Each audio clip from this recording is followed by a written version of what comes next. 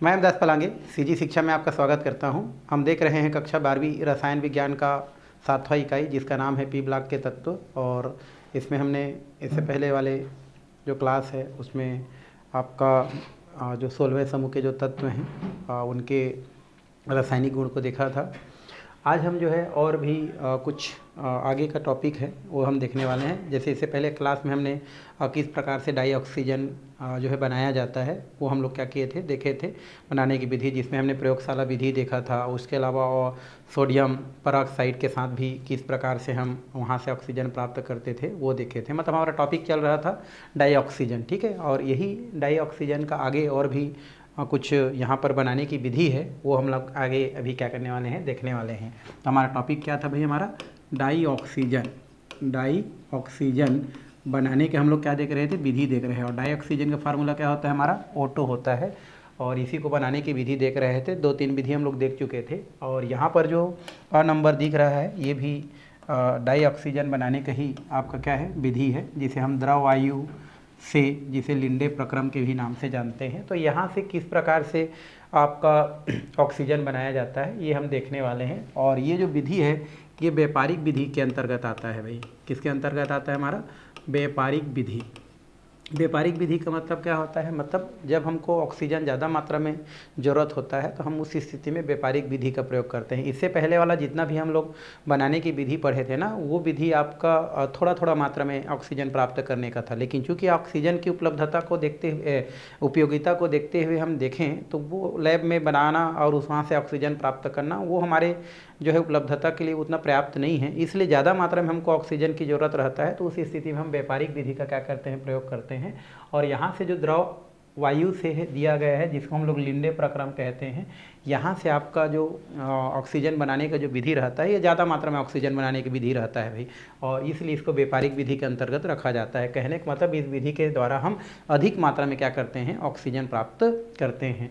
तो देखते हैं इस विधि से कैसे ऑक्सीजन प्राप्त किया जाता है। तो इस विधि में ज़्यादा कुछ नहीं है। सबसे पहले हम लोग क्या करते हैं, जो वायुमंडल होता है, वायुमंडल की हम लोग क्या करते हैं, बात करते हैं। तो वायु जो मंडल होता है, आप जानते हैं वायुमंडल में विभिन्न प्रकार की क्या होती हैं, आपकी गैसें पाई जाती है। जैसे कार्बन डाइऑक्साइड गैस पाई जाती है, जल वाष्प पाई जाती है। जल वाष्प मतलब क्या होता है भाई, पानी को बोलते हैं हम लोग, ठीक है। तो इसमें क्या होती है, आपकी जल वाष्प होती है। उसके अलावा आपका नाइट्रोजन गैस होती है, ऑक्सीजन गैस होती है, और भी बहुत सारे थोड़ा बहुत करके जो है कम कम परसेंट में और भी गैस होती है। लेकिन मुख्यतः यही 2-3 गैस क्या होती है, ज़्यादा मात्रा में आपके वायुमंडल में पाई जाती है। जैसे जल वाष्प आपका 2-3% होती है। कार्बन डाइऑक्साइड की बात करें तो लगभग 0.03% होती है। और सबसे ज़्यादा कौन होती है भाई, हमारा 78% क्या होती है, आपकी नाइट्रोजन होती है। और 21% क्या होती है, आपकी ऑक्सीजन होती है। तो यहाँ से आपको क्या करना है, ऑक्सीजन को प्राप्त करना है। तो उस स्थिति में हम क्या करते हैं, सबसे पहले क्या करते हैं, वायुमंडल जो भी हमारा क्या होता है, गैस होता है, उस गैस को हम क्या करते हैं, कई जगह अब इकट्ठा थोड़ी है कि वायुमंडल में गया और वहीं पर ऑक्सीजन को डायरेक्ट खींच लिए। इसके लिए हम क्या करते हैं, जो वायुमंडल होता है उस वायुमंडल को के जो भी हमारे गैस होते हैं उनको हम किसी पात्र में क्या करते हैं, इस प्रकार से पहले तो इकट्ठा करते हैं, ठीक है, किसी माध्यम के द्वारा, ठीक है। और उसके बाद क्या करते हैं, इसमें के जो भी अशुद्धियाँ युक्त जो पदार्थ है, जैसे नाइट्रोजन को, इसको पानी को, कार्बन डाइऑक्साइड को हम क्या करते हैं, पृथक करने के लिए कई तरकीब अपनाते हैं। तो सबसे पहले हम क्या करते हैं, वायुमंडल से जो भी क्या होता है, जो गैस होता है, विभिन्न प्रकार के गैस, उसको हम एक विशेष पात्र में उसको कैसे कलेक्ट करते हैं। और कलेक्ट करने के पश्चात हम क्या करते हैं, उसमें से जो कार्बन डाइऑक्साइड होता है, जल वाष्प होता है, उसको हम क्या करते हैं, अन्य माध्यम के द्वारा वहाँ से जल वाष्प को और कार्बन डाइऑक्साइड को क्या कर देते हैं, पृथक कर देते हैं। अब जैसे ही क्या होता है, वायुमंडल से क्या होता है, आपका जल हो गया, कार्बन डाइऑक्साइड हो गया, जैसे ही पृथक होता है तो वायु में जो है जनरली आपका क्या बच जाता है, आपका नाइट्रोजन, और क्या हो जाता है, ऑक्सीजन क्या हो जाता है, आपका बच जाता है। अब ये जो द्रव मतलब ये जो नाइट्रोजन और ऑक्सीजन जो क्या हुआ है, यहाँ पर बचा हुआ है, ज़्यादातर यहाँ पर क्या बचा है, नाइट्रोजन और ऑक्सीजन। क्यों, क्योंकि कार्बन डाइऑक्साइड को और जल वाष्प को हम लोग जो है अन्य माध्यम के द्वारा क्या करते हैं, पृथक कर देते हैं। तो इस पात्र में क्या होता है, आपका जो भी बचा हुआ रहता है वो नाइट्रोजन और क्या होता है, ऑक्सीजन होता है। अब हम क्या करते हैं, इस नाइट्रोजन और जो ऑक्सीजन को हम क्या करते हैं, प्रभाजी आसवन करते हैं इसका, ठीक है। प्रभाजी आसवन करने से क्या होता है, नाइट्रोजन का जो क्वथनांक होता है वो बहुत क्या होता है, आपका कम होता है। इस वजह से क्या होता है, आपका ये जो है आपका वाष्प बन के क्या हो जाता है, तुरंत क्या हो जाता है, आपका उड़ जाता है। और इस पात्र में क्या रह जाता है, आपका ऑक्सीजन रह जाता है और इस तरीक़ा से हमको क्या हो जाता है, ऑक्सीजन प्राप्त हो जाता है। तो यही आपका प्रक्रम क्या कहलाता है, लिंडे प्रक्रम कहलाता है, क्योंकि लिंडे नामक वैज्ञानिक ने इस प्रक्रम को क्या किया है, बनाए हैं। तो इस तरीक़ा से ऑक्सीजन प्राप्त करना ही क्या कहलाता है, द्रव अमोनिया से या लिंडे प्रक्रम के नाम से जाना जाता है। मतलब इस विधि में कुछ नहीं करना है, वायुमंडल का जो गैस होता है उसको हमारे पास बहुत सारे क्या होता है, संयंत्र होता है, उस संयंत्र के द्वारा उसको विशेष पात्र में क्या करते हैं हम लोग, उसमें कलेक्ट करते हैं। उसके पश्चात जो जल वाष्प उड़ाने के लिए जो पदार्थ होता है उससे जल वाष्प को बाहर निकाल देते हैं, कार्बन डाइऑक्साइड को अवशोषित करने वाला पदार्थ डाल के यहाँ से कार्बन डाइऑक्साइड को अवशोषित कर देते हैं। उसके बाद क्या होता है, पात्र में नाइट्रोजन और क्या बचता है, हमारा ऑक्सीजन बचा रहता है। उसका हम लोग प्रभाजी आसवन करा देते हैं। प्रभाजी आसवन करते हैं तो नाइट्रोजन का जो क्वथनांक होता है वो बहुत क्या होता है, कम होता है, इसलिए जल्दी बन के वाष्प बन के उड़ जाता है और पात्र में क्या बच जाता है, आपका ऑक्सीजन बच जाता है। तो इस तरीक़ा से ऑक्सीजन प्राप्त करने का जो विधि होता है वो लिंडे प्रक्रम के नाम से क्या किया जाता है, जाना जाता है, या हम उसको क्या करते हैं, जानते हैं। तो ये हो गया आपका एक द्रव वायु से हम इस प्रकार से क्या कर सकते हैं, प्राप्त कर सकते हैं। या तो ये भी बोल सकते हैं कि जो नाइट्रोजन और क्या बचा रहता है हमारा, ये जो ऑक्सीजन बचा रहता है उसको ठंडा करते हैं तो उस स्थिति में जल्दी हो जाता है और वो बाहर निकल जाता है और ऑक्सीजन हमको प्राप्त हो जाता है। तो ये उतना खास विधि नहीं है, फिर भी आपके बुक में दिया गया है तो ये आपको क्या कर दिया गया है भाई, बता दिया गया है। तो ये हो गया लिंडे प्रक्रम, जिससे आपको ज़्यादा मात्रा में क्या होता है, आपका ऑक्सीजन प्राप्त होता है। अब चलते हैं हम सेकेंड नंबर की ओर। एक और नंबर दिया है हमारा जहाँ से ऑक्सीजन प्राप्त किया जा सकता है, वो है जल के विद्युत अपघटन से। चूँकि पानी की मात्रा भी हमारे प्रकृति में बहुत ज़्यादा है तो वहाँ से भी आप क्या कर सकते हैं, आप जो है ऑक्सीजन प्राप्त कर सकते हैं, है ना, विद्युत अपघटन करके। तो कैसे करते हैं, आप जानते हैं पानी का फार्मूला क्या होता है, आपका H2O होता है। जब इसका हम क्या करते हैं, विद्युत अपघटन कराते हैं, विद्युत अपघटन कराते हैं तो विद्युत अपघटन करने से क्या होता है आपका, सबसे पहले हम लोग क्या करते हैं, एक इस प्रकार से पात्र लेते हैं, है ना, आप अपने स्तर में बता रहे हैं। तो पात्र में क्या रहता है हमारा, इस प्रकार से पानी रहता है, ये हो गया आपका H2O। वैसे शुद्ध पानी विद्युत का क्या होता है, कुचालक होता है, इसलिए हम क्या करते हैं, इसमें कुछ विद्युत अपघट्य क्या कर देते हैं, मिला देते हैं। मतलब इसमें हम थोड़ा बहुत क्या मिला सकते हैं, HCl मिला सकते हैं, थोड़ा बहुत क्या मिला सकते हैं हम लोग, NaOH मिला सकते हैं। तो कुछ विद्युत अपघट्य क्या कर दिया जाता है, विद्युत अपघट्य जो पदार्थ होता है जैसे HCl या NaOH, वो पानी में क्या कर दिया जाता है, मिला दिया जाता है, जिससे पानी क्या हो जाता है, विद्युत का सुचालक हो जाता है। अब इसमें क्या करते हैं हम लोग, जो है 2 इलेक्ट्रोड लगा देते हैं भाई। ये हमारा क्या हो जाता है आपका, ये इलेक्ट्रोड हो गया हमारा, इलेक्ट्रोड जैसे बैटरी में 2 इलेक्ट्रोड होता है ना, प्लस माइनस, वैसे हम लोग इसमें क्या करते हैं, इस प्रकार से जो विद्युत का क्या हो, चालक हो, इलेक्ट्रोड लगा देते हैं। और इलेक्ट्रोड लगाने के पश्चात इसको हम क्या कर देते हैं, आगे बैटरी से क्या करते हैं, जोड़ देते हैं, प्लस और माइनस से। तो जैसे हम बैटरी से क्या करते हैं, जोड़ते हैं, ये हमारा जो क्या होता है, जो H2 होता है, ये H2 क्या करता है, 2 भागों में टूट जाता है। एक टूटता है हमारा, ये बोल सकते हैं आपका H2, और एक टूटता है हमारा O2। बैलेंस करने के लिए 2 करते हैं तो 2 दूनी कितना हो जाता है, 4 हो जाता है, 2 ऑक्सीजन यहाँ पर बच जाता है। अब यहाँ पर क्या हो जाता है, जैसे हम विद्युत धारा प्रवाहित करते हैं यहाँ से जल में, अर्थात विद्युत अपघटन करते हैं, मतलब विद्युत धारा प्रवाहित करते हैं, तो पानी जो है आपका 2 भागों में टूट जाता है, H2, और हमारा क्या हो जाता है, O2। चूँकि O2 जो होता है वो माइनस अवस्था में रहता है और हाइड्रोजन जो है क्या होता है आपका, प्लस अवस्था में होता है। इस कारण से आपका जो ऑक्सीजन होता है, ये ऑक्सीजन किधर की ओर भगता है भाई, हमारा प्लस चार्ज की ओर भगता है, और हमारा हाइड्रोजन जो होता है वो माइनस चार्ज की ओर भगता है। और इस प्रकार से क्या हो जाता है, इस वाला इलेक्ट्रोड पर ऑक्सीजन प्राप्त हो जाता है और इस वाला इलेक्ट्रोड पर आपका हाइड्रोजन प्राप्त हो जाता है। और इस तरीक़ा से ऑक्सीजन को क्या कर लिया जाता है, ज़्यादा मात्रा में प्राप्त कर लिया जाता है वो, है ना। और ये इसी रूप में क्या होता है, आपको वहाँ से प्राप्त होता है। तो ये भी एक विधि है जहाँ से आपका ऑक्सीजन क्या किया जाता है, आपका प्राप्त किया जाता है। और जनरली इस टाइप का जो ऑक्सीजन है, अभी कोरोना काल में बहुत सारा क्या किया है, संयंत्र लगा करके इसी माध्यम से क्या किया था, आपका जो ऑक्सीजन है वो प्राप्त किया गया था। जब ऑक्सीजन की ज़रूरत ज़्यादा पड़ा तो जगह जगह इस प्रकार से प्लांट लगाया गया और जो है ज़्यादा से ज़्यादा मात्रा में ऑक्सीजन उत्पादन किया गया। तो ये जल के विद्युत अपघटन से होता है। आप घर में ये भी देखे होंगे, घर में जो क्या होता है आपका, इस प्रकार से जो एक्वेरियम होता है, इस प्रकार से जिसमें मछली को क्या किया जाता है, आपका रखा जाता है। तो उसमें क्या होता है, देखना यहाँ पर छोटा यंत्र रहता है जो कि ऐसा होता है कि जो पानी के विद्युत अपघटन से वहाँ ऑक्सीजन प्रोवाइड कराते रहता है ना, जो बुलबुला के तौर पर निकलता रहता है और वो वहाँ पर की मछली को ऑक्सीजन प्रोवाइड कराते रहता है। तो वहाँ पर भी ये संयंत्र क्या करता है, आपका काम करता है। तो आप इसको भी क्या कर सकते हैं, उदाहरण के तौर पर ले सकते हैं। तो इस तरीक़ा से भी क्या किया जाता है, आपका ऑक्सीजन प्राप्त किया जा सकता है। अब ऐसा ऑक्सीजन क्यों प्राप्त करते हैं भाई, है ना, तो इसका ऑक्सीजन हम कई प्रकार के कार्यों में करते हैं, इसलिए अलग से हमको ऑक्सीजन प्राप्त करने की आवश्यकता होता है। जैसे कोई मरीज रहता है, अब वो स्वयं सक्षम नहीं है कि वो सांस ले सके, तो उस स्थिति में क्या किया जाता है, जो भी बनाया गया ऑक्सीजन होता है उनको कई माध्यम से, है ना, उनको क्या किया जाता है, ऑक्सीजन प्रोवाइड किया जाता है। उसके अलावा और भी बहुत सारे जो कार्य हैं उनमें ऑक्सीजन का प्रयोग किया जाता है। एक ऑक्सी आपका हाइड्रोजन या ऑक्सी एसिटिलीन एक वेल्डिंग और कटिंग में प्रयोग किया जाता है, उसमें इसका उपयोग किया जाता है।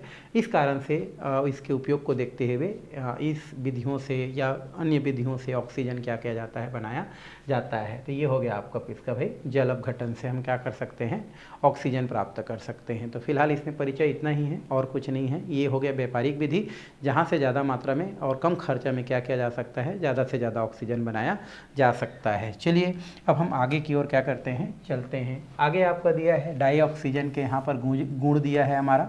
गुण मतलब भाई डाई ऑक्सीजन का अपना कुछ गुण होता है भाई। गुण क्या होता है, जो हमारा बाहरी स्थिति, वैसे गुण दो प्रकार का होता है, आपको पहले से पता है कि हम केमिस्ट्री में दो प्रकार के गुण पढ़ते हैं।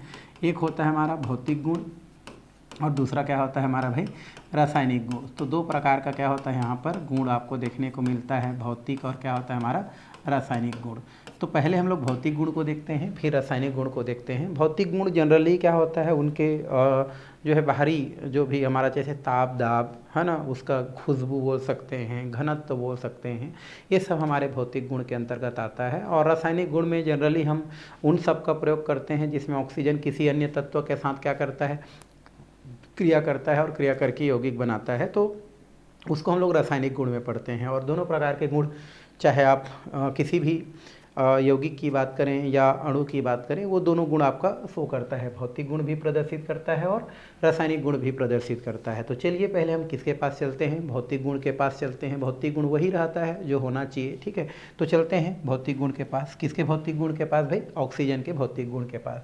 तो यहाँ पर भौतिक गुण दिया गया है और पहला दिया है कि जो ऑक्सीजन होता है वो रंगीन होता है, गंधहीन होता है और स्वादहीन गैस के रूप में क्या होता है, पाया जाता है। मतलब प्रकृति में जो हमारा जो ऑक्सीजन होता है वो ऑक्सीजन कैसा होता है भाई, रंगीन होता है, उसमें कोई गंध नहीं होता है, कोई खुशबू नहीं होता है, और ये क्या होता है हमारा स्वादहीन होता है, मतलब इसमें कोई स्वाद नहीं होता है ना। आप थोड़ी देखें ये वायुमंडल है मान लो, तो यहाँ पर ऑक्सीजन है तो आपको थोड़ी दिखता रहता है वही वाला ऑक्सीजन है, वो हाइड्रोजन है, वो कार्बन डाइऑक्साइड है, ऐसा देख के थोड़ी बताते हैं भाई, है ना। वायुमंडल में तो सारे गैस हैं, है ना, और सारे गैस को देख देख के थोड़ी बता देते हैं कि देखो वो दे ऑक्सीजन जा रहा है, वो वहाँ पर हाइड्रोजन जा रहा है, ऐसा हमको पता नहीं चलता है। मतलब वो क्या होता है, रंगीन होते हैं, सारे गैस क्या होते हैं आपके, रंगीन होते हैं वो अपने सामान्य अवस्था में ना। लेकिन अगर उसको किसी जगह कलेक्ट करके, एकत्र करके अगर उसमें विद्युत धारा प्रवाहित किया जाए तो तरह तरह के गैस जो होते हैं, जो भी गैस होते हैं वो आपको कलर उत्पन्न करते हैं। इसे पहले वाला जो क्लास था 11th क्लास, उसमें आपने पढ़ा है, सेकेंड लेसन जो एटॉमिक स्ट्रक्चर था, परमाणु संरचना था, है ना, जो आपका विसर्जन नलिका था उसमें। तो फिलहाल क्या होता है, हमारे वायुमंडल में जो भी गैस होते हैं वो रंगीन होते हैं, गंधहीन होते हैं, स्वादहीन होते हैं, किसी में खुशबू हो सकता है। बट हम ऑक्सीजन की बात कर रहे हैं तो ऑक्सीजन कैसा होता है आपका, रंगीन होता है, गंधहीन होता है, मतलब कोई गंध नहीं होता है, और स्वादहीन होता है ना। आप भी तो महसूस करते हैं भाई, क्योंकि ऑक्सीजन तो हम लोग ग्रहण करते हैं, एनी टाइम जिंदा रहना है तो हमको क्या करना चाहिए, क्या करते हैं हम लोग, ऑक्सीजन को क्या करते हैं हम लोग, ग्रहण करते ही हैं। तो आपको दिखता नहीं है कि भाई आ रहा है ऑक्सीजन ऐसा टाइप का, क्योंकि रंगीन है, उसमें कोई खुशबू नहीं होता है ना। आपको पता थोड़ी चलता है कि ऑक्सीजन आ रहा है तो इस प्रकार की गंध आया, तो गंधहीन होता है और वो नाक में चला जाता है, कहीं न कहीं मुंह से भी हम लोग क्या करते हैं, हवा लेते हैं कभी कभी, है ना। तो भाई स्वाद रहता तो फिर मीठा मीठा लगता, बट उसमें कोई स्वाद नहीं होता है। तो पहला गुण यही है हमारा कि ऑक्सीजन रंगीन, गंधहीन और क्या होता है आपका, स्वादहीन गैस के रूप में क्या होता है, पाया जाता है।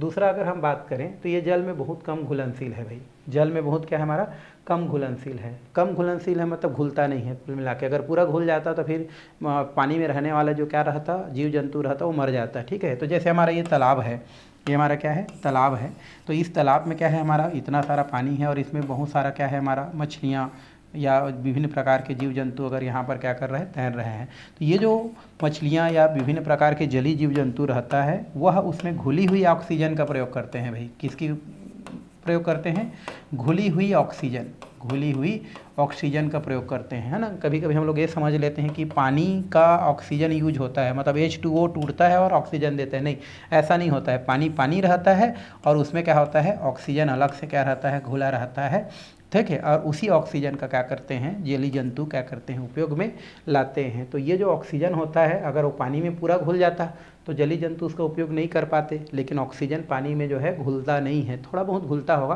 बट नहीं घुलता है, वो आंशिक रूप से इसमें क्या होता है आपका ऑक्सीजन पानी ऑक्सीजन के रूप में रहता है, अर्थात घुलता नहीं है। और उसी ऑक्सीजन का प्रयोग जलीय जीव जंतु अपने जीवन के लिए करते हैं। तो इसलिए यहाँ पर दिया गया है कि ये जल में बहुत कम घुलनशील है, मतलब घुलता नहीं है, वो ऑक्सीजन पानी में ऑक्सीजन रूप में ही पाया जाता है, गैस रूप में ही पाया जाता है, और उसी गैस का प्रयोग जलीय जीव जंतु क्या करते हैं, अपने जीवन के लिए करते हैं। और अगर इसका 298 केल्विन ताप पर बात करें, मतलब 25 डिग्री पर बोलें, कितना डिग्री पर, 25 डिग्री सेल्सियस ताप पर बात करें, तो एक वायुमंडलीय दाब पर का बात करें, एक ATM बोल सकते हैं, तो ये होता है 25 डिग्री सेल्सियस पर। और एक वायुमंडलीय दाब पर अगर इसकी बात करें तो ये जो हमारा क्या होता है, दाब पर इसका 100 सेंटीमीटर क्यूब जल में आपका 3.08 सेंटीमीटर क्यूब ऑक्सीजन गैस क्या हो सकती है, घुल सकती है, बोल रहा है ना। इतना डिग्री ताप पर और इतना वायुमंडलीय दाब पर इतना, और इतना क्या है हमारा जो है इतना 100 सेंटीमीटर क्यूब इतना जल रहेगा, उसमें हम लोग इतना सेंटीमीटर क्यूब क्या कर सकते हैं, ऑक्सीजन घोल सकते हैं। मतलब ये मात्रा दिया गया है कि ये हमारा 100 सेंटीमीटर क्यूब वाला पानी लेंगे तो उतना मात्रा में हम ऑक्सीजन उसमें घोल सकते हैं, ऐसा आपको एक बताया जा रहा है। तो ये कितना पॉइंट हो गया हमारा, 2 पॉइंट, ठीक। नेक्स्ट अगर हम देखें तो ये हमारा दिया है 90.2 केल्विन ताप क्रम पर ये हल्के नीले द्रव में क्या हो जाता है, परिवर्तित हो जाता है। मतलब ये माइनस में चला गया, 90 पॉइंट कितना दिया है, 2 केल्विन दे रहा है, मतलब माइनस में है। अगर हम डिग्री में देखेंगे तो उस स्थिति में हल्के नीले द्रव में क्या हो जाता है, आपका द्रवीभूत हो जाता है, मतलब ऑक्सीजन जो होता है वो द्रव में परिवर्तित हो जाता है, गैस से क्या बना लेता है, द्रव बना लेता है। और यदि हम द्रवित हाइड्रोजन के साथ इसको ठंडा कर दें तो उस स्थिति में फिर क्या हो जाता है, नीला से सफ़ेद ठोस रूप में क्या हो जाता है, वो परिवर्तित हो जाता है। तो इस तरीक़ा से हम क्या कर सकते हैं, इसके भौतिक गुण को हम क्या कर सकते हैं भाई, बता सकते हैं। तो ये क्या हो गया इसका भौतिक गुण। तो भौतिक गुण जो जनरली जैसा होता है बुक में वैसा ही होता है, उसमें और कोई इस प्रकार से कोई चेंज नहीं कर सकते हैं। तो 2-3 आप भौतिक गुण क्या कर सकते हैं, याद रख सकते हैं। एक तो हमारा ऑक्सीजन रंगीन गंधीन और कैसा होता है, स्वादहीन होता है, जल में बहुत कम घुलता है। और इनका अगर हम बात करें 99.2 केल्विन ताप पर ये क्या हो जाता है, आपका एक नीले रंग के द्रव में क्या हो जाता है, परिवर्तित हो जाता है। मतलब ऑक्सीजन को हम द्रव में क्या कर सकते हैं, परिवर्तित कर सकते हैं। तो ये हो गया आपका इसके भौतिक गुण। भाई कभी पूछा नहीं है बोर्ड पेपर में, है ना, बट आपके नॉलेज के लिए आप क्या कर सकते हैं, इसको जान सकते हैं, समझ सकते हैं। चलिए अब थोड़ा सा आगे हम और बात करें तो ये दिया है चौथा नंबर, इसमें परमाणु तथा आणविक ऑक्सीजन के महत्वपूर्ण भौतिक गुण निम्न सारणी दिए हुए हैं, तो वो आप कर सकते हैं, और भी बहुत सारा है। तो हम लोग भौतिक गुण क्या कर लिए, इसमें देख लिए। चलिए अब रासायनिक गुण देखते हैं भाई। इससे पहले हम लोग क्या देखें, भौतिक गुण। अब हम क्या देखते हैं, रासायनिक गुण की ओर चलते हैं। किसका रासायनिक गुण देखेंगे, वो है हमारा ऑक्सीजन डाइऑक्सीजन का रासायनिक गुण। चलिए ये हो गया हमारा रासायनिक गुण। और ये रासायनिक गुण किसका देख रहे हैं हम लोग, डाइऑक्सीजन। डाइऑक्सीजन का फार्मूला क्या होता है भाई, O2 होता है। और इसका रासायनिक गुण देखेंगे तो यहाँ पर डाइऑक्सीजन अर्थात ऑक्सीजन को ही बोलते हैं। तो इसके कुछ रासायनिक गुण यहाँ पर आपके बुक में क्या किए हैं, दिए हैं। थोड़ा सा हम लोग चलते हैं। पहला रासायनिक गुण दिया है लिटमस पेपर के साथ क्रिया, है ना। तो लिटमस पेपर के साथ क्रिया, लिटमस पेपर आपने देखा होगा, 2 प्रकार का लिटमस पेपर होता है। एक हमारा होता है रेड लिटमस पेपर और एक होता है हमारा ब्लू लिटमस पेपर, ठीक है। एक हमारा क्या होता है भाई, रेड लिटमस पेपर होता है। आपने देखा होगा अपने जो स्कूल है उसमें आपके टीचर आपको क्या किए होंगे, बताए होंगे। तो 2 प्रकार का लिटमस पेपर होता है। कौन कौन सा, एक होता है हमारा रेड लिटमस पेपर, एक होता है रेड लिटमस क्या होता है आपका पेपर, और दूसरा क्या होता है हमारा ब्लू लिटमस पेपर। तो 2 प्रकार का लिटमस पेपर होता है ना। और दोनों का अपना क्या होता है, अलग अलग उपयोग इसका किया जाता है। किसमें किसमें इसका उपयोग करते हैं भाई, तो जो रेड लिटमस पेपर होता है, रेड लिटमस पेपर को अगर हम क्या करते हैं, क्षार में डुबाते हैं। क्षार मतलब जो बेस होता है उसमें डुबाते हैं। तो ये रेड जो लिटमस पेपर होता है, क्षार युक्त पदार्थ में डुबाने से ये क्या हो जाता है आपका, ब्लू में क्या हो जाता है आपका, कन्वर्ट हो जाता है। तो रेड लिटमस पेपर से आपको किसका पता चलता है भाई, तो लाल लिटमस पेपर जो होता है, लाल लिटमस पेपर को अगर आप क्षारीय पदार्थ में अगर क्या करते हैं, इस प्रकार से डुबाते हैं तो वो लाल से क्या हो जाता है आपका, नीला हो जाता जाता है और इससे ये प्रूफ होता है कि दिया गया पदार्थ क्या होता है, आपका क्षारीय पदार्थ है।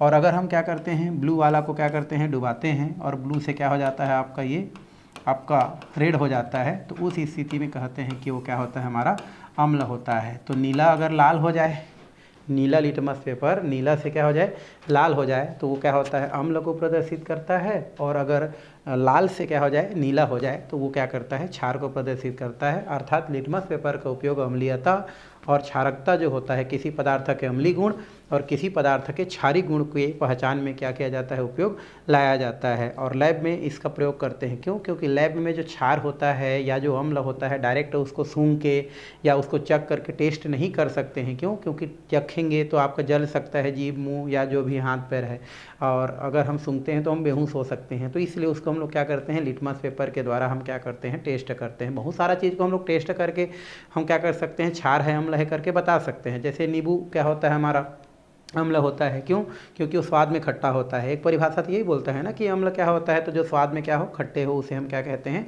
अम्ल कहते हैं। लेकिन सभी चीज़ को हम लोग स्वाद थोड़ी ले सकते हैं भाई, तो उनके लिए हम लोग क्या करते हैं, लिटमस पेपर का उपयोग करते हैं। और जो रेड लिटमस पेपर होता है अर्थात लाल लिटमस पेपर होता है, अगर किसी पदार्थ में डुबाएं और अगर वो ब्लू हो जाए तो समझ जाओ वो क्षार पदार्थ है। और अगर ब्लू लिटमस पेपर है और इसको किसी पदार्थ में डुबाते हैं और ब्लू से क्या हो जाता है, लाल हो जाता है, मतलब वो अम्ल को क्या करता है, प्रदर्शित करता है। और अगर हम ऑक्सीजन की बात करें, किसकी बात करें, ऑक्सीजन, मान लो ऑक्सीजन द्रव अवस्था में आ गया है, ठीक है, और उसमें अगर आप क्या करते हैं, लिटमस पेपर को डुबाते हैं, चाहे वो ब्लू लिटमस पेपर को डुबाएं, चाहे वो आप क्या करें, लाल लिटमस पेपर को डुबाएं, दोनों ही स्थिति में उसमें कोई परिवर्तन नहीं होता है। मतलब लाल का लाल ही रहता है और ब्लू का ब्लू ही रहता है। इसका मतलब ये होता है कि जो डाई ऑक्सीजन होता है, अर्थात जो ऑक्सीजन होता है वो लिटमस प्रति या लिटमस पेपर के प्रति कोई क्रिया नहीं करता है, कोई बदलाव नहीं करता है, चाहे वो कोई भी लिटमस पेपर हो। अर्थात इस स्थिति को उदासीन अवस्था को क्या करता है, प्रदर्शित करता है। यदि लिटमस पेपर में कोई परिवर्तन ना हो, है ना, अगर हम किसी पदार्थ है, उस पदार्थ के द्रव अवस्था है और अगर उसमें हम क्या करते हैं, डुबाते हैं, है ना, या वाष्प अवस्था है, उसके साथ उसको हम लोग को करके क्रिया करा के देखते हैं, तो उस स्थिति में अगर उसके स्थिति में कोई परिवर्तन नहीं होता है, मतलब वो उदासीन अवस्था को क्या करता है, शो करता है। जैसे वाटर में देख लो आप, वाटर में आप लिटमस पेपर डुबा के देखो, कोई टेंशन नहीं होता ही नहीं है। लाल लिटमस होगा तो ब्लू भी नहीं होगा ना, ब्लू लाल नहीं होगा, मतलब उदासीन होता है। तो ऐसे ही हमारा क्या होता है, डाई ऑक्सीजन होता है, जो लिटमस पेपर के प्रति कैसा होता है भाई, उदासीन होता है। तो इसको आपको याद में रखना है। दूसरा, ज्वलन में सहायक, आपको पता है ऑक्सीजन, है ना, जलने में सहायक है, लेकिन स्वयं जलता नहीं है, स्वयं नहीं जलता है, बट दूसरों को जलाने में क्या करता है, सहायता करता है। स्वयं नहीं जलेगा, ऑक्सीजन स्वयं नहीं जलता है, बट दूसरों को जलाने में क्या करता है, मदद करता है। तो यहाँ पर लिखा है कि ऑक्सीजन स्वयं नहीं जलता है, लेकिन दूसरों को जलाने में क्या करता है, मदद करता है। मतलब हमारे घर में जो लकड़ी जलता है वो किसके वजह से जलता है, ऑक्सीजन के वजह से जलता है, ठीक है। तो इस तरीक़े से हम बोल सकते हैं दूसरा गुण, ज्वलन में सहायक, मतलब ऑक्सीजन जलने में सहायक है लेकिन स्वयं जलता नहीं है। और यदि बोल रहे जलती हुई अगर लकड़ी को वायुमंडलीय ऑक्सीजन के संपर्क में लाए तो ये तेजी से जलने लगता है भाई। तो ज़्यादा ऑक्सीजन पाएगा तो वो क्या करेगा, ज़्यादा तो जलेगा ही। तो इस प्रकार से हम दूसरा गुण को भी क्या कर सकते हैं, रासायनिक गुण को बता सकते हैं। चलिए हम नेक्स्ट रासायनिक गुण की ओर क्या करते हैं, चलते हैं। क्रियाशीलता की अगर हम बात करें तो ऑक्सीजन ज़्यादा ही क्रियाशील है, ठीक है। मतलब ये क्रियाशीलता क्या करता है, प्रदर्शित करता है, मतलब एक क्रिया में क्या करता है, भाग लेता है। क्यों, क्योंकि ऑक्सीजन के जितने भी आप देखेंगे तो वो ऑक्सीजन के ही यौगिक होते हैं। कार्बोनेट ऑक्सीजन है, नाइट्रेट ऑक्सीजन है, देख लो किसके साथ नहीं मिला है, नाइट्रेट हमारे जितने भी हैं ऑक्सीजन हैं, कार्बोनेट हैं हमारे सब ऑक्सीजन हैं, सल्फेट जितना है हमारे सब हमारे क्या है, ऑक्सीजन है। यहाँ तक कि पानी की बात करें ऑक्सीजन है। तो ऑक्सीजन बहुत ही ज़्यादा क्रियाशील है, समझो। रेत की बात करें तो रेत क्या है, हमारा ऑक्सीजन है। तो ऑक्सीजन बहुत ही ज़्यादा क्रियाशील है और इस वजह से इसके बहुत सारे यौगिक होते हैं। और ये इसका प्रमाण है कि ज़्यादा क्रियाशील होने की वजह से इसका ज़्यादा यौगिक होता है। मतलब ऑक्सीजन जो होते हैं वो ज़्यादा क्या होते हैं, क्रियाशील होते हैं, ठीक है। तो ये इसमें इतना ही करना है और कुछ नहीं है। तो ये हो गया आपका क्रियाशील। अब देखते हैं चौथा हमारा क्या दिया है, ऑक्सीकरण। ऑक्सीकरण मतलब क्या होता है, दूसरे को क्या करना, ऑक्सीकृत करना, ठीक है। मतलब दूसरे के साथ दूसरे को बदल देना। जैसे कार्बन है और कार्बन क्या करता है, ऑक्सीजन के साथ क्रिया करता है, तो मतलब कार्बन को ऑक्सीकृत कर देता है, मतलब क्या हो जाता है, ये कार्बन डाइऑक्साइड बना देता है। तो डाइऑक्सीजन एक प्रबल क्या होता है, ऑक्सीकारक होता है। इसलिए धातु व धातु या जो भी यौगिक हो उनको ऑक्साइड में क्या कर देता है, परिवर्तित कर देता है। तो ये ऑक्सीजन है जैसे मैं बताया, और ये हमारा क्या है, एक तत्व है, उसको साथ क्या करता है, क्रिया करता है, उसको ऑक्साइड में क्या कर देता है, कन्वर्ट कर देता है, मतलब उसको ऑक्सीकृत कर देता है। तो ये गुण क्या होता है, हमारा ऑक्सीजन में पाया जाता है। तो ये कुछ थ्योरी युक्त हमारा रासायनिक गुण था। आगे हम क्या करते हैं, और भी इसके रासायनिक गुण क्या करते हैं हम लोग देखते हैं। आगे दिया है हमारा धातुओं के साथ क्रिया दिया है। धातु किसको बोलते हैं भाई, धातु अर्थात जो आसानी से क्या कर सके, इलेक्ट्रॉन डोनेट कर दे, वही आपका क्या कहलाता है, आपका धातु कहलाता है। जिसमें इलेक्ट्रॉन डोनेट करने की क्षमता हो, इलेक्ट्रॉन देने की क्षमता हो, वो क्या कहलाता है, आपका धातु कहलाता है। तो यहाँ पर हम उन्हीं के साथ क्या करेंगे, क्रिया कराएंगे। किसको क्रिया कराएंगे, हमारा ये हमारा जो ऑक्सीजन है उसका क्या करेंगे, क्रिया कराएंगे। तो यहाँ पर दिया है धातु के साथ ऑक्सीजन प्रत्यक्ष रूप से, प्रत्यक्ष मतलब डायरेक्ट क्या करता है, आपका क्रिया करता है। जैसे ही हम धातु को ऑक्सीजन के संपर्क में लाते हैं, तुरंत वो क्रिया कर लेता है और क्रिया करके क्या बनाता है, आपका यौगिक बनाता है। बट कुछ धातु हैं, है ना, जो कि कम क्रियाशील हैं, जैसे आपका सोना हो गया, उसके अलावा का प्लेटिनम हो गया। ऐसे कुछ धातु हैं हमारे प्रकृति में जो कम क्रियाशील होते हैं, उनके साथ ये क्रिया नहीं करते हैं, ठीक है। बाकी जितने भी धातु हैं जो ज़्यादा क्रियाशील हैं, है ना, जैसे वर्ग 1 के तत्व, वर्ग 2 के तत्व, ये बहुत ही ज़्यादा क्रियाशील हैं, है ना, ये धातु हैं और सबके सब बहुत ज़्यादा क्रियाशील हैं। तो उनके साथ क्या करता है, ऑक्सीजन डायरेक्ट क्रिया करता है और डायरेक्ट क्रिया करके विभिन्न प्रकार का क्या बनाता है, आपका यौगिक बनाता है। उसी प्रकार हम दूसरा की बात करें, अधातु से क्रिया। अधातु क्या होता है भाई, तो वे तत्व जो इलेक्ट्रॉन को क्या करते हैं, ग्रहण करते हैं, वो क्या कहलाते हैं, हमारे अधातु कहलाते हैं। ये सब जो आप जानते हैं, अगर कोई तत्व है और अगर वो तत्व क्या करता है, किसी से इलेक्ट्रॉन क्या करता है, एक्सेप्ट कर लेता है, ग्रहण करता है, तो वो अधातु के नाम से जाना जाता है। और इसको चार्ज के रूप में, माइनस के रूप में क्या करते हैं, दर्शाते हैं। तो ये अधातुओं के साथ भी क्या करता है, क्रिया करता है। जैसे सल्फर अधातु है, कार्बन अधातु है, नाइट्रोजन अधातु है, तो ये सब के साथ क्या करता है, ये क्रिया करता है और क्रिया करके विभिन्न प्रकार के यौगिक का क्या करता है, निर्माण करता है, जिनके यौगिक को ऑक्साइड के नाम से जाना जाता है। क्या नाम से जाना जाता है, ऑक्साइड। लेकिन ये फ्लोरीन के साथ जो है क्रिया करता है तो उसको ऑक्साइड नहीं कहते हैं, ये याद रखना है आपको। इसको हम लोग ऑक्साइड नहीं कहते हैं भाई, बल्कि इसको फ्लोराइड बोलते हैं। क्यों, क्योंकि फ्लोरीन की विद्युत ऋणता क्या होता है, आपका ज़्यादा होता है। तो फ्लोरीन को छोड़ करके ऑक्सीजन जितने भी तत्व हैं उनके साथ जब क्या करे, क्रिया करे, और क्रिया करके जब यौगिक बनाए तो वो यौगिक क्या कहलाता है, आपका ऑक्साइड कहलाता है। और ऑक्सीजन इतना क्रियाशील है, न तो धातु को छोड़ता है और न ही अधातु को छोड़ता है, सबके साथ क्या करता है, आपका क्रिया करता है और क्रिया करके विभिन्न प्रकार का क्या बनाता है भाई, हमारा यौगिक बनाता है। जैसे अगर हम धातु के साथ देखें, किसके साथ देखें, धातु के साथ क्रिया, तो बहुत सारा धातु है भाई, उनके साथ आप क्या कर सकते हैं, क्रिया करा सकते हैं। बट यहाँ पर उतना पूछता नहीं है तो हम लोग ज़्यादा मात्रा में नहीं लेंगे। जैसे हम सोडियम को ही ले लेते हैं, यहाँ पर किसको ले लेते हैं, सोडियम। तो सोडियम बहुत ही ज़्यादा क्रियाशील धातु है। अब ये जैसे ही ऑक्सीजन के क्या होता है, संपर्क में आता है, ये तुरंत क्या करता है, उसके साथ क्रिया कर लेता है और ये Na2O का निर्माण करता है। बैलेंस करने के लिए यहाँ पर 2 लगा देते हैं, यहाँ पर हम लोग क्या करते हैं, 2 लगाते हैं। तो उस स्थिति में इसको जो है 2 ना लगा के कितना लगा देते हैं भाई, हम लोग 4 लगा देते हैं। तो ये सोडियम है, ये ऑक्सीजन है, जैसे ही उसके संपर्क में आया तुरंत क्या बना लिया, वो ऑक्साइड बना लिया। तो ये हमारा धातु के साथ क्या होता है, आपका क्रिया को प्रदर्शित करता है। मैग्नीशियम को भी ले सकते हैं आप, कोई दिक्कत ही नहीं है। Mg हमारा बात करें, ये मैग्नीशियम होता है। Mg को क्या बोलते हैं भाई, मैग्नीशियम बोलते हैं ना। तो ये हो गया हमारा Mg, और Mg अगर ऑक्सीजन के साथ क्रिया करे तो ये बना लेता है MgO मैग्नीशियम ऑक्साइड। बैलेंस करने के लिए यहाँ पर लगा देते हैं, यहाँ पर बैलेंस कर देते हैं।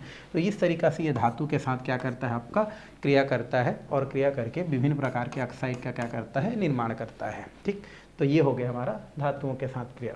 अब थोड़ा सा बात करते हैं अधातुओं के साथ क्रिया भाई। अधातु क्या होता है, जैसे कार्बन ही क्या होता है, हमारा अधातु है। अब इसके साथ क्रिया कर लिया तो क्या बनाएगा, ये कार्बन डाइऑक्साइड, है ना, कार्बन डाइऑक्साइड बना दिया। तो ये हो गया कार्बन डाइऑक्साइड। तो ये इतने क्रियाशील हैं। सल्फर की बात करें तो सल्फर डाइऑक्साइड का क्या करता है, हमारा निर्माण कर लेता है। तो ये सल्फर डाइऑक्साइड बन जाता है भाई, है ना, ये सल्फर डाइऑक्साइड हो गया। तो ये सब हमारे, नाइट्रोजन भी हमारे क्या हैं, अधातु हैं। तो नाइट्रोजन N2 के फॉर्म में पाया जाता है, ये O2 के फॉर्म में पाया जाता है, डायरेक्ट क्रिया करता है भाई हमारा। तो N2 और ये हो गया आपका O2 इक्वल टू क्या हो जाता है, हमारा 2NO नाइट्रिक ऑक्साइड बन जाता है। तो इस तरीक़ा से ये धातु के साथ भी क्रिया करता है और अधातु के साथ भी क्या करता है, क्रिया करता है। मतलब ये धातु के साथ और ये अधातु के साथ, कौन, ऑक्सीजन। तो ये हमने और भी इसके रासायनिक गुण देख लिए। चलिए आगे और हम चलते हैं किसके पास, अब देखते हैं किसके किसके साथ क्रिया कर रहा है। अधातु में हमारा दिया गया है, जैसे हाइड्रोजन के साथ बोल रहा है। किसके साथ? हाइड्रोजन। हाइड्रोजन को तो जानते हो भाई। चलिए अधातु में हाइड्रोजन को ले लेते हैं और क्रिया करा देते हैं। तो ये हो गया हाइड्रोजन, ये हो गया ऑक्सीजन। तो आप तो जानते हैं दोनों मिलकर के क्या बनाता है? पानी बना लेता है भाई। तो यहाँ पर आप पानी लिख सकते हैं। ये हाइड्रोजन के साथ क्रिया कर रहा है ऑक्सीजन, तो ये हो गया H2O2 इक्वल टू क्या हो जाता है हमारा? H2O। बैलेंस करना है तो 2 कर देते हैं, यहाँ पर 2 कर देते हैं, बन गया। तो ये हाइड्रोजन होता है, ऑक्सीजन होता है। ऑक्सीजन हाइड्रोजन से क्रिया करके क्या बनाता है भाई? वाटर का निर्माण करता है, पानी का निर्माण करता है। तो इस तरीक़ा से हाइड्रोजन के साथ क्रिया करके क्या बना रहा है?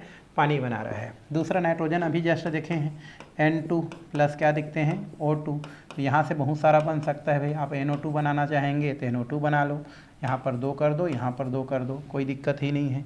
आप जो बनाना चाहते हैं बना सकते हैं। तो ये हो गया हमारा N2 प्लस क्या हो गया हमारा? O2। अगर हमको बनाना है क्या? O2 तो टेंशन ही नहीं है, बैलेंस बस करना है आपको। यहाँ पर हम कितना करते हैं? 2 कर देते हैं, यहाँ पर 2 करते हैं, 2 करते हैं। तो इसको बैलेंस करने की ज़रूरत नहीं है, हमको बैलेंस करना है किसको? 2 दूने 4। तो ये हमारा नाइट्रोजन के डाइऑक्साइड बन जाता है। अगर ये अच्छा नहीं लग रहा है तो N2O2 और यहाँ पर हम क्या कर देते हैं? 2NO नाइट्रिक ऑक्साइड बन जाता है। ये भी हमारा बन सकता है।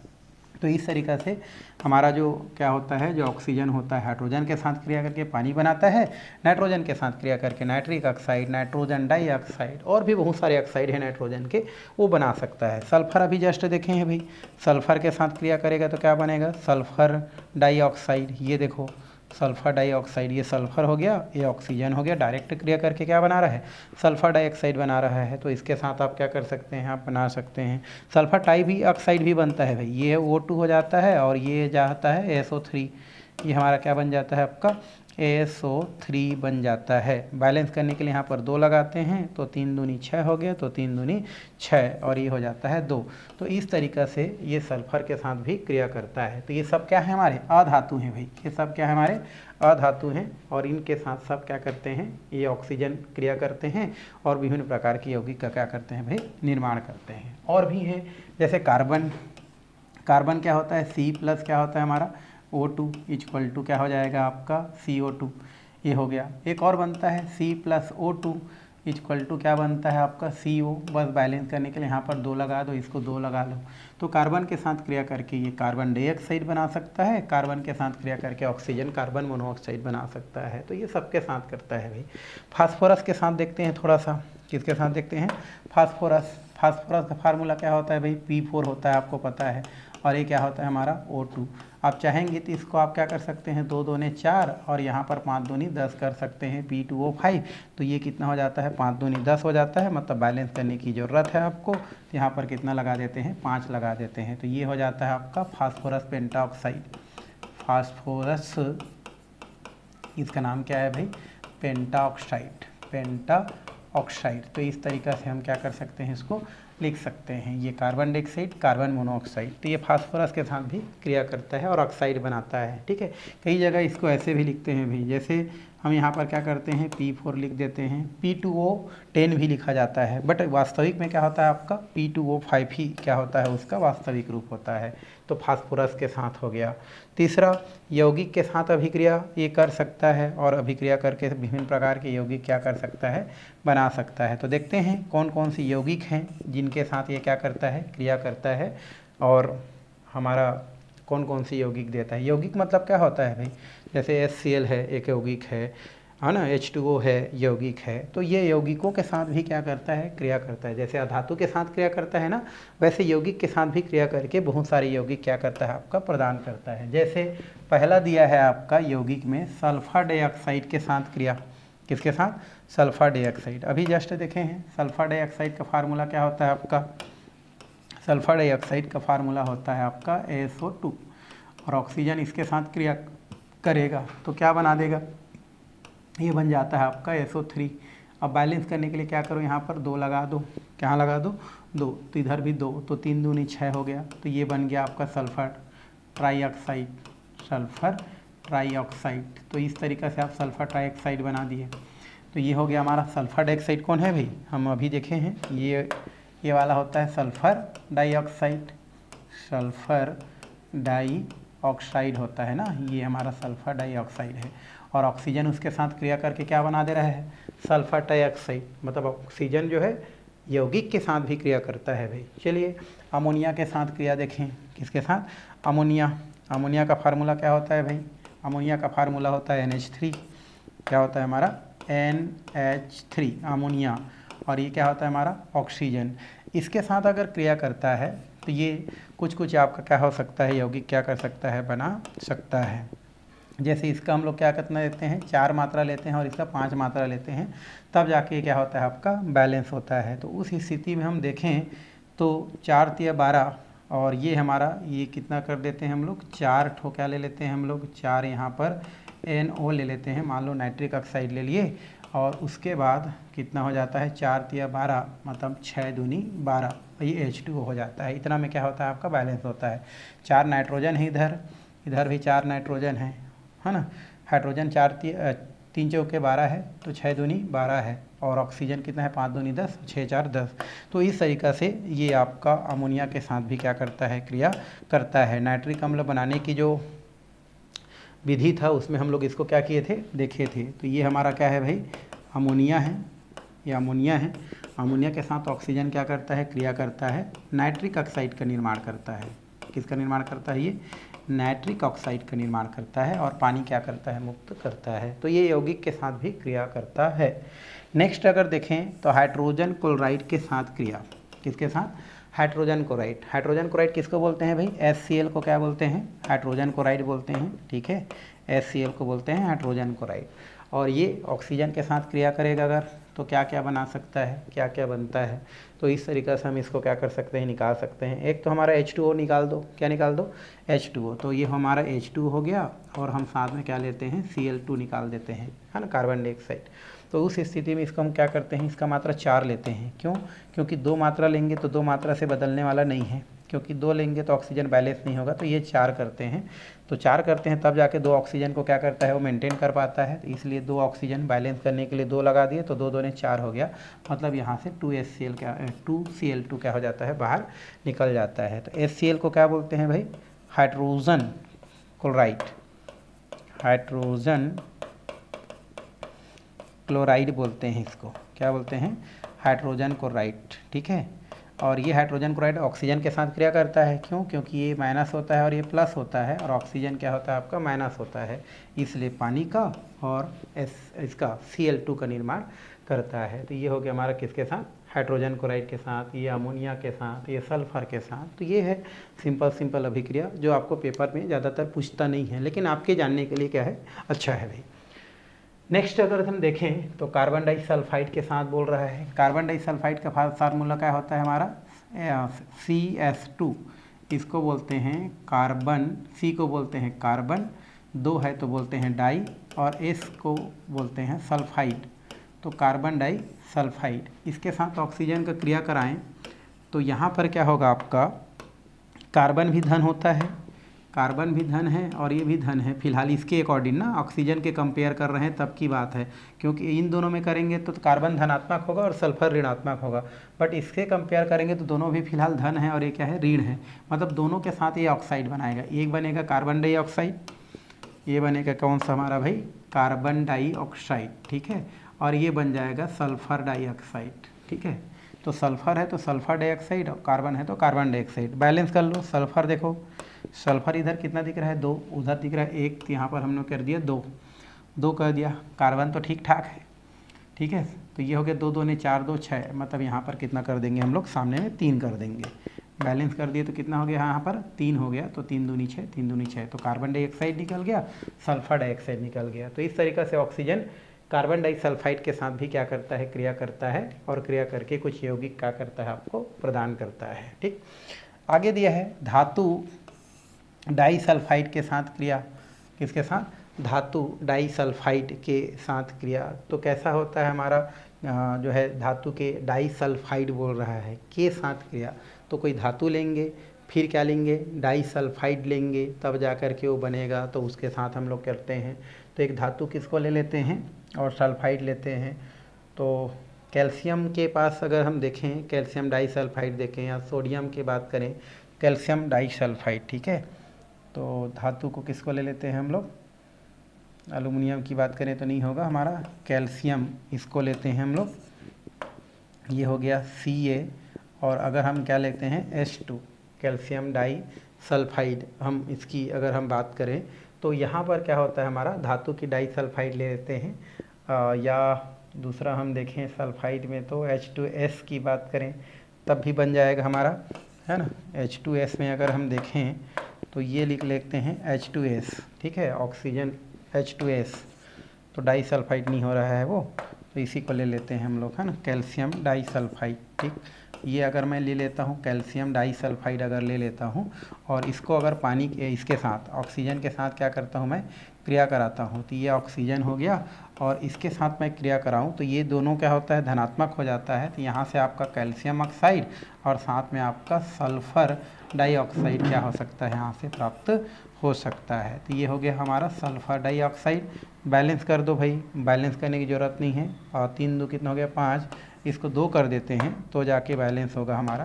तो इस स्थिति में कितना हो जाएगा 2 2 ने इसको हम लोग कर दिए 4 और यहाँ पर हमने कर दिया 2, तो ये हो गया 4 दूनी 8 8 2 10, तो यहाँ पर 5 करते हैं। तो इस तरीक़ा से आपका क्या हो जाता है धातु ये हो गया, डाइसल्फाइड हो गया, इसके साथ क्रिया करके कैल्शियम ऑक्साइड और सल्फर डाइऑक्साइड का क्या करता है आपका निर्माण करता है। तो इस तरीक़ा से ऑक्सीजन लगभग सभी के साथ क्या कर सकता है आपका क्रिया करके विभिन्न प्रकार के यौगिक बनाता है भाई। चलिए आगे हम देखते हैं, आगे वो है डाइऑक्सीजन के उपयोग।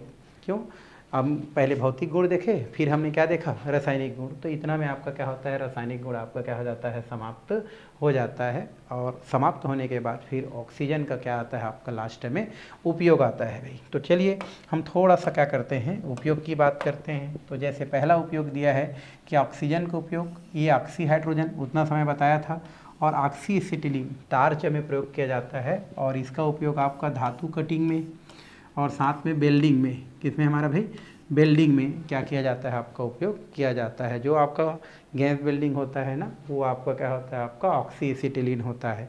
तो इस तरीक़ा से ऑक्सीजन का उपयोग, ऑक्सीजन को और हाइड्रोजन को मिला दें या ऑक्सीजन और एसिटिलीन को मिला दें तो टार्च में उसका क्या करने में टार्च में प्रयोग करते हैं, और इसका उपयोग धातु कटिंग में धातुओं को काटने में और बेल्डिंग में क्या किया जाता है इसका उपयोग किया जाता है। ये पहला उपयोग हो गया।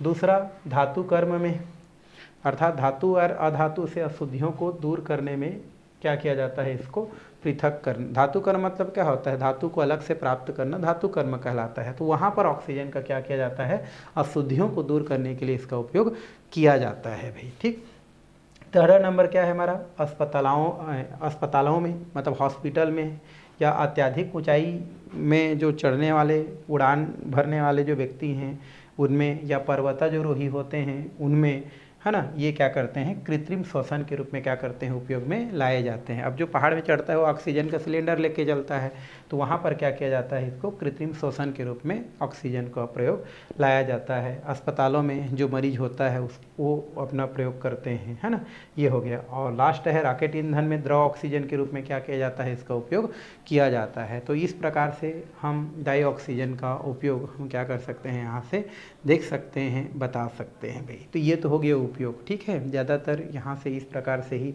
आपका क्वेश्चन अगर आता है तो आप बना सकते हैं। चलिए अब हम आगे की ओर चलते हैं। अच्छा, और भी दिया है हमारा, तो यहाँ पर 5वां नंबर है या फिनॉल के साथ, फिनॉल आप जानते हैं बेंजीन के ऊपर क्या रहता है जब OH रहता है तो इसे हम लोग क्या बोलते हैं फिनॉल बोलते हैं। हम पढ़ने वाले हैं भाई ऑर्गेनिक केमिस्ट्री में ना। फिर एथिलीन ऑक्साइड है, सल्फर डाइऑक्साइड है, सल्फ्यूरिक अम्ल है। ठीक है, ये सब का फार्मूला होता है भाई। H2SO4 को बोलते हैं सल्फ्यूरिक अम्ल, H2SO4 को क्या बोलते हैं भाई सल्फ्यूरिक अम्ल, H2SO4 को बोलते हैं सल्फ्यूरिक अम्ल। सल्फर डाइऑक्साइड का फार्मूला होता है हमारा SO2।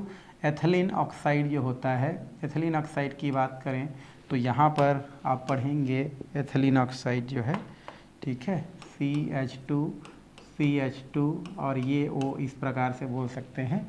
तो ये सब बनाने में, है ना, ये काम आता है, नाइट्रिक अम्ल बनाने में उपयोग आता है। तो ये जितने भी यौगिक हैं उनको बनाने में ऑक्सीजन का उपयोग किया जाता है। और रॉकेट तथा मिसाइल में ऑक्सीजन का उपयोग ईंधन जलाने में भी क्या किया जाता है काम में लाया जाता है। तो इस प्रकार से 4-5 इसके उपयोग हैं। है ना, जो आप क्या कर सकते हैं, याद में रख सकते हैं। 2-3 तो ऐसे दिमाग में रह जाता है भाई, जैसे आप एक तो अस्पताल में बोल सकते हैं, और उसके बाद पर्वतारोही हो गया, है ना, उसके अलावा आपका जो वायुयान होता है उनमें, ये सब में ऑक्सीजन कृत्रिम रूप में क्या किया जाता है, उपयोग में लाया जाता है। उसके अलावा ऑक्सी एसिटिलीन हो गया, उसके अलावा ऑक्सी हाइड्रोजन हो गया, इसमें ज्वाला के रूप में या धातु के कठिन या आपका बोल सकते हैं आपका धातुओं को जोड़ने में या वेल्डिंग में क्या किया जाता है, उपयोग लाया जाता है। तो इस तरीक़ा से हम क्या कर सकते हैं, ऑक्सीजन के उपयोग को बता सकते हैं। चलिए थोड़ा सा ऑक्सीजन से रिलेटेड और बात कर लेते हैं, ठीक है। ये है हमारा दिया है सरल ऑक्साइड। क्या दिया है हमारा, सरल ऑक्साइड। सरल ऑक्साइड क्या होता है, तो उतना समय आपको बता रहा था फ्लोरीन को छोड़ के, किसको छोड़ करके, फ्लोरीन को छोड़ करके। तो ऑक्सीजन जो होता है ना, ये ऑक्सीजन आपका फ्लोरीन को छोड़ करके जितने भी तत्व होते हैं उन तत्वों के साथ जो भी क्या बनाता है, ये ऑक्साइड बनाता है। रियल में वही आपका क्या कहलाता है, आपका सरल ऑक्साइड कहलाता है। मतलब हम ये बोल सकते हैं कि जो ऑक्सीजन होता है ना, ये ऑक्सीजन फ्लोरीन के साथ तो क्रिया करता है, और फ्लोरीन के साथ क्रिया करके ये क्या बनाता है, OF2 बनाता है। लेकिन ये यहाँ पर ऑक्साइड नहीं कहलाता है, ये फ्लोराइड कहलाता है।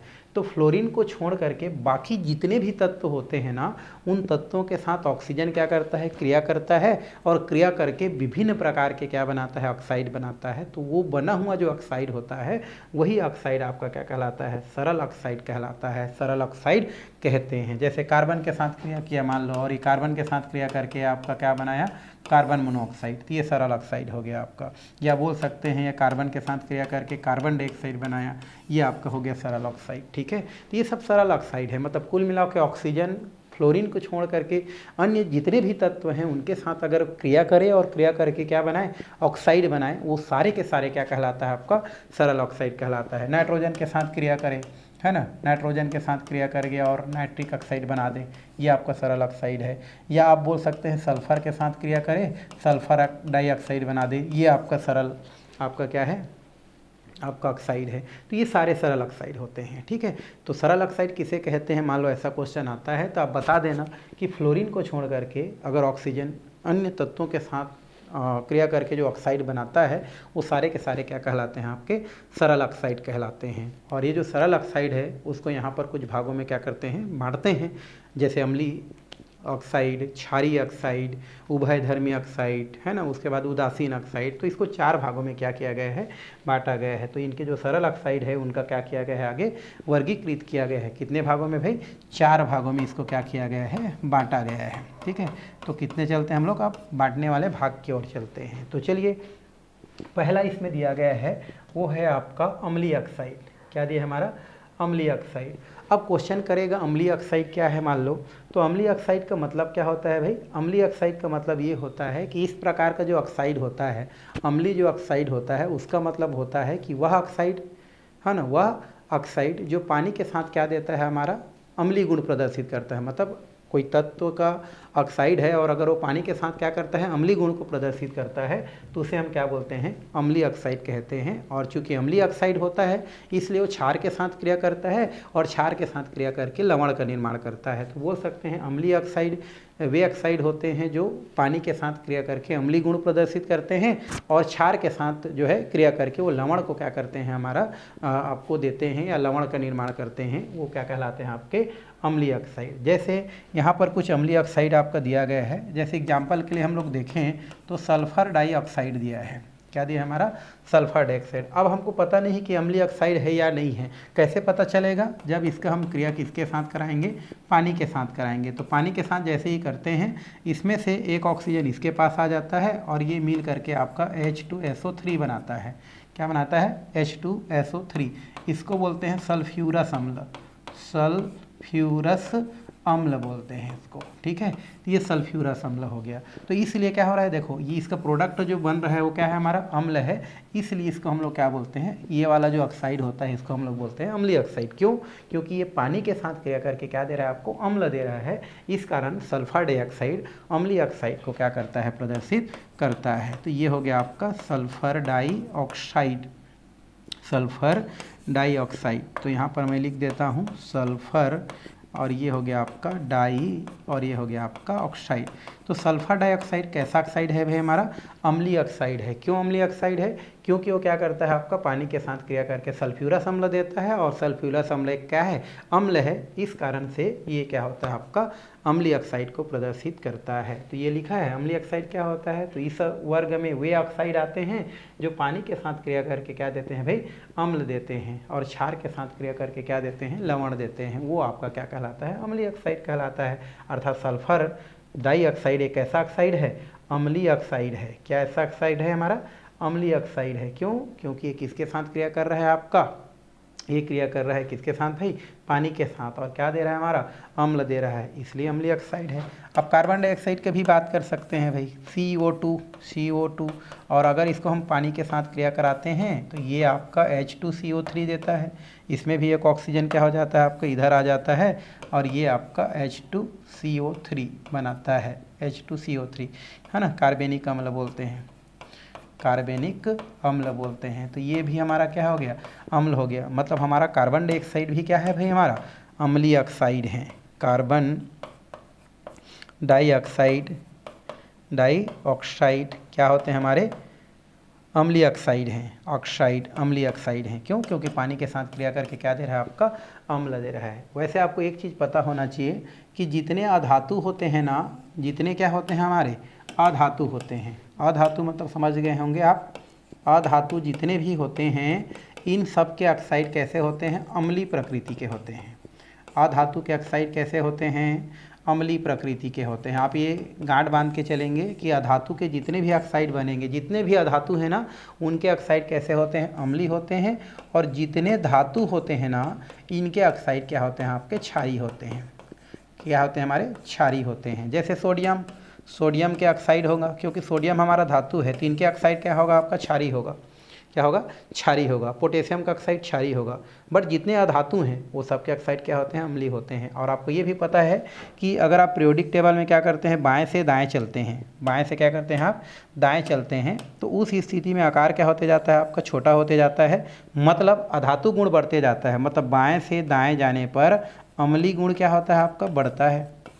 अम्लीय गुण क्या होता है, बढ़ता है। मतलब पीरियोडिक टेबल में आप धीरे धीरे क्या करेंगे, बाएं से दाएं जाएंगे ना, अम्लीय गुण बढ़ेगा, मतलब अम्लीय ऑक्साइड का गुण बढ़ेगा, है ना, अम्लीय गुण बढ़ेगा। ऑक्साइड के जितने भी ऑक्साइड होंगे अम्लीयता शो करेगा। और आप ऊपर से क्या करेंगे, नीचे आएंगे, तो आकार क्या होता है आपका, बड़ा होता है। मतलब धातु गुण बढ़ रहा है, मतलब वहाँ पर आपका क्षारीय गुण बढ़ेगा।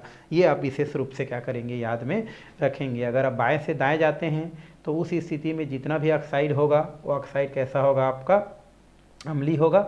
और अगर आप पीरियोडिक टेबल में ऊपर से नीचे आते हैं तो जितना भी ऑक्साइड बनेगा वो उसकी प्रकृति कैसा होगा आपका, क्षारीय होगा। ठीक है। और ये सब कहाँ से पता चलेगा, जब आप उस ऑक्साइड को पानी के साथ क्रिया कराएंगे तो आपको अम्लीयता और क्षारकता का क्या होगा, पता चलेगा। तो ये तो हो गया हमारा अम्लीय ऑक्साइड। अब थोड़ा सा इसको अम्ल है तो क्षार के साथ क्या करते हैं, क्रिया कराते हैं। तो क्षार के साथ क्रिया करा देते हैं भाई। यहाँ पर जैसे यहाँ पर हम सोडियम, इसको सल्फर डाइऑक्साइड को ही लेते हैं, और यहाँ पर क्या ले लेते हैं, सोडियम हाइड्रोक्साइड, सोडियम हाइड्रोक्साइड। तो सोडियम हाइड्रोक्साइड के साथ जब क्रिया कराते हैं ना, किसको, ये जो हमारा सल्फर डाइऑक्साइड को, तो उस स्थिति में ये आपका क्या बनाता है भाई, ये बनाता है इधर आके Na2SO3, और यहाँ से H2O क्या हो जाता है, रिलीज हो जाता है। और ये आपका क्या होता है, लवण होता है, एक साल्ट होता है।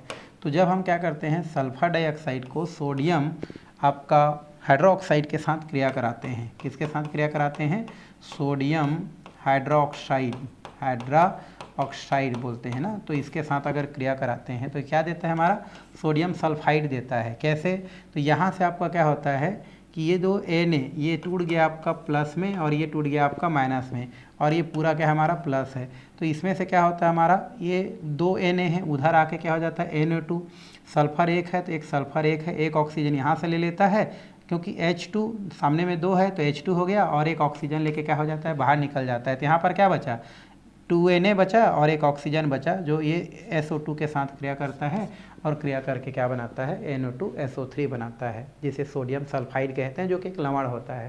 तो ये होता है हमारा अम्लीय ऑक्साइड। तो अम्लीय ऑक्साइड क्या होता है भाई, तो अम्लीय ऑक्साइड वे ऑक्साइड होते हैं जो पानी के साथ क्रिया करके, या अम्लीय ऑक्साइड के अंतर्गत वे ऑक्साइड रखे जाते हैं जो पानी के साथ क्रिया करके क्या देते हैं, आपके अम्ल देते हैं, पानी के साथ क्रिया करके आपके अम्ल देते हैं। और क्षार के साथ क्रिया करके लवण देते हैं, तो ऐसे ऑक्साइड को हम लोग क्या बोलते हैं, अम्लीय ऑक्साइड बोलते हैं। ठीक है, अब चलते हैं हम लोग क्षारीय ऑक्साइड के पास। किसके पास चलते हैं, क्षारीय ऑक्साइड। क्षारीय ऑक्साइड का मतलब क्या होता है कि वे ऑक्साइड जो जल के साथ क्रिया करके क्या देते हैं, हमारे क्षार देते हैं, है ना। चाहेंगे तो लिखना चाहेंगे तो लिख सकते हैं कि वे ऑक्साइड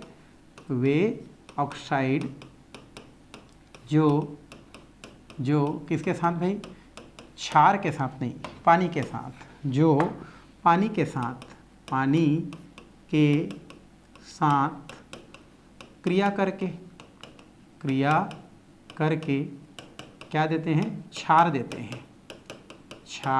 देते हैं।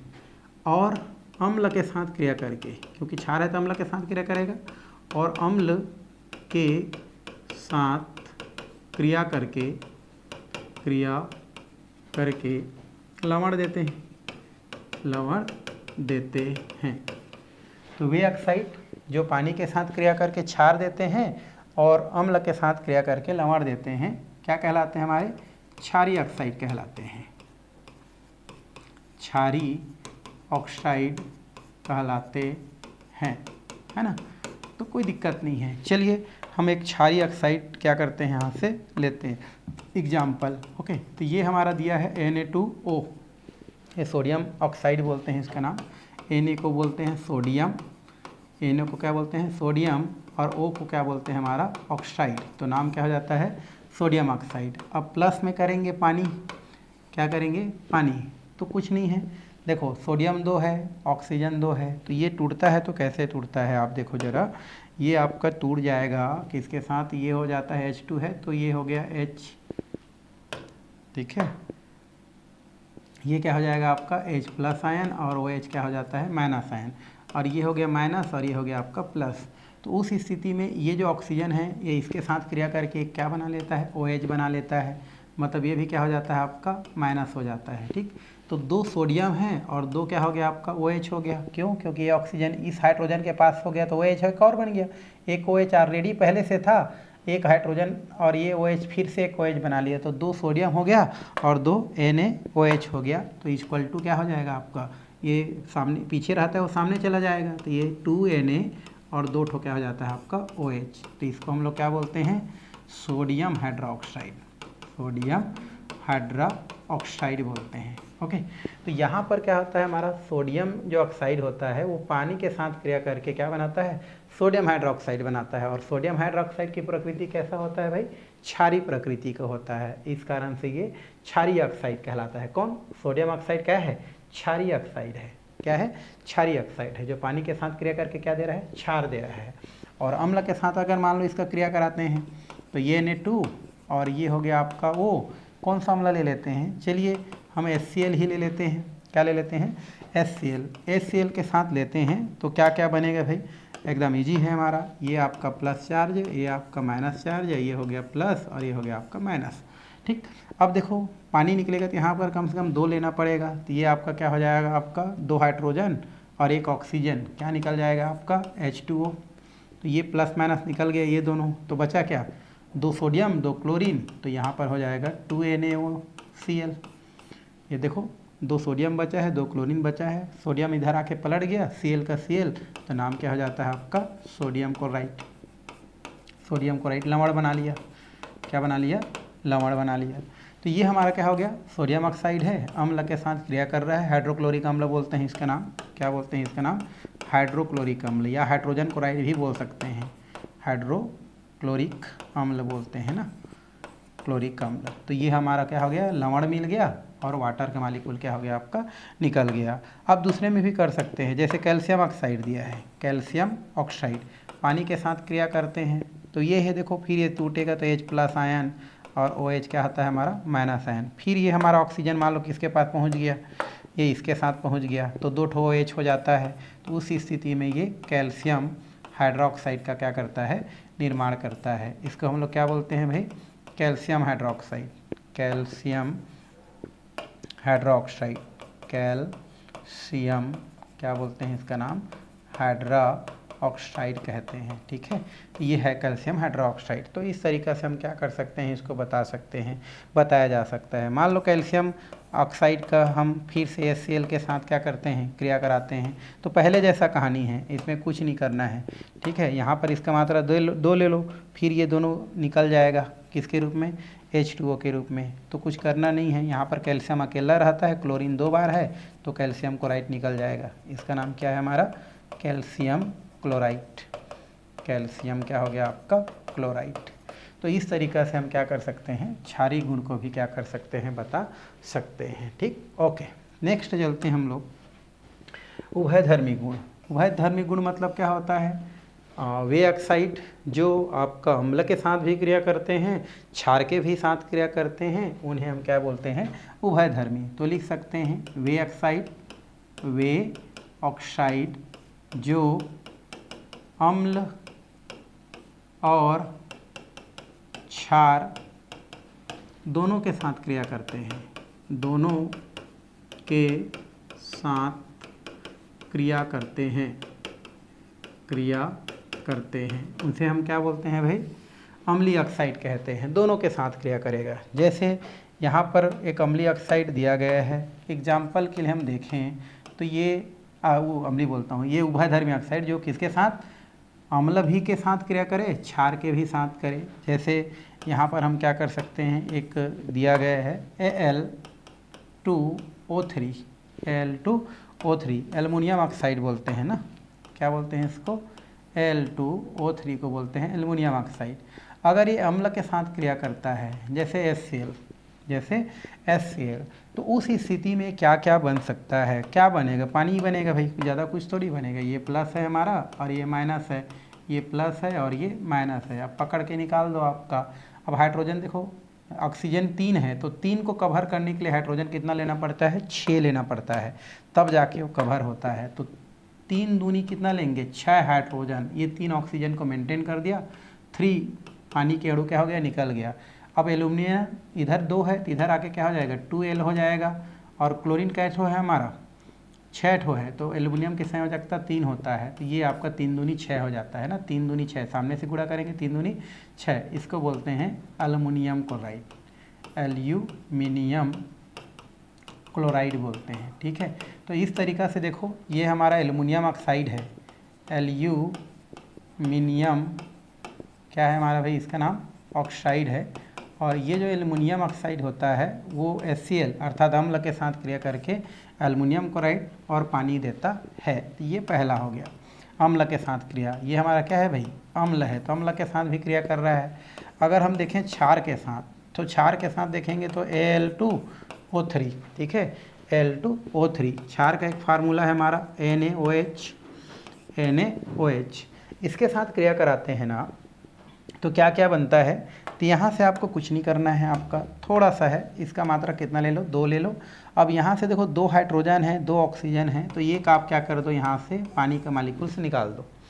क्या निकाल दो, पानी का मालिक्यूल से निकाल दो। 2 हाइड्रोजन और 1 ऑक्सीजन निकल गए, तो बचा क्या है हमारा, 2 सोडियम, तो ये हो गया 2Na।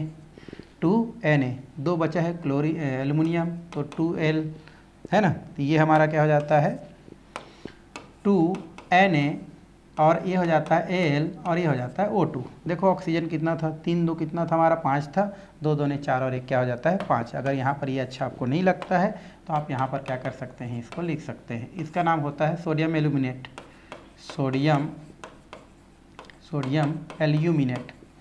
एल्यूमिनेट बोलते हैं इसको। ठीक है, ये सोडियम एल्यूमिनेट निकल जाता है। तो इस तरीक़ा से उभयधर्मी क्या होता है भाई, तो उभयधर्मी ऑक्साइड वे होते हैं जो अम्ल के साथ भी क्रिया करते हैं और क्षार के भी साथ क्रिया करते हैं, उसे उभयधर्मी ऑक्साइड कहते हैं। और उभयधर्मी ऑक्साइड में किसको रखते हैं हम लोग भाई, एल्युमिनियम ऑक्साइड को रखते हैं, इसको हम लोग इसके अंतर्गत रख सकते हैं। चलिए एक लास्ट आपका ऑक्साइड देखते हैं, उदासीन ऑक्साइड। उदासीन ऑक्साइड क्या होता है, जो न तो अम्ल के साथ क्रिया करे न क्षार के साथ क्रिया करे, वो कहलाता है आपका उदासीन ऑक्साइड। तो वे ऑक्साइड जो न है ना अम्ल और क्षार के साथ क्रिया नहीं करता है, अम्ल और जो न तो अम्ल के साथ क्रिया करे न क्षार के साथ क्रिया करे, तो वे ऑक्साइड जो है ना न तो अम्ल के साथ क्रिया करे अम्ल के साथ क्रिया करे और न तो क्षार के साथ क्रिया करे, क्षार के साथ क्रिया करे। मतलब यहाँ पर बोल सकते हैं हम लोग ये किसी के साथ क्रिया नहीं करता है। वो जो उदासीन ऑक्साइड होते हैं ना, न ही वो अम्ल के साथ क्रिया करते हैं और न ही आपके क्षार के साथ क्रिया करते हैं, तो उसको हम लोग क्या बोलते हैं, उदासीन ऑक्साइड बोलते हैं। जैसे कुछ एग्जाम्पल है हमारा, जैसे एग्जाम्पल में पहले तो ले लेते हैं H2O। H2O पानी उदासीन है, आपको पता है, ये किसी के साथ क्रिया नहीं करता है भाई, तो ये आपका H2O हो गया। आप क्या कर सकते हैं, कार्बन मोनोऑक्साइड या कार्बोनिल बोल सकते हैं, अभी तो कार्बन मोनोऑक्साइड बोल सकते हैं, CO, ये किसी के साथ क्रिया नहीं करता है। आप ले सकते हैं नाइट्रिक ऑक्साइड, किसी के साथ क्रिया नहीं करता है। आप ले सकते हैं नाइट्रस ऑक्साइड। ये सब ऐसे ऑक्साइड होते हैं जो उदासीन प्रकृति को या उदासीन ऑक्साइड को प्रदर्शित करते हैं। मतलब ना तो ये अम्ल के साथ क्रिया करते हैं और न ही क्षार के साथ क्रिया करते हैं। तो इस तरीक़ा से सरल ऑक्साइड को हम क्या करते हैं, 4 भागों में बांट के क्या करते हैं, पढ़ाई करते हैं। तो इस तरीक़ा से ये आपका डाइऑक्सीजन से रिलेटेड जो भी पार्ट होता है वो क्या होता है, यहाँ पर समाप्त होता है। वैसे तो लेसन बहुत बड़ा है, अभी हमको बहुत सारा पढ़ना है, तो फिलहाल ये जो क्लास है वो यहीं पर हम क्या करते हैं, इसको स्टॉप करते हैं और आने वाला क्लास में हम लोग आगे का टॉपिक क्या करने वाले हैं, देखने वाले हैं।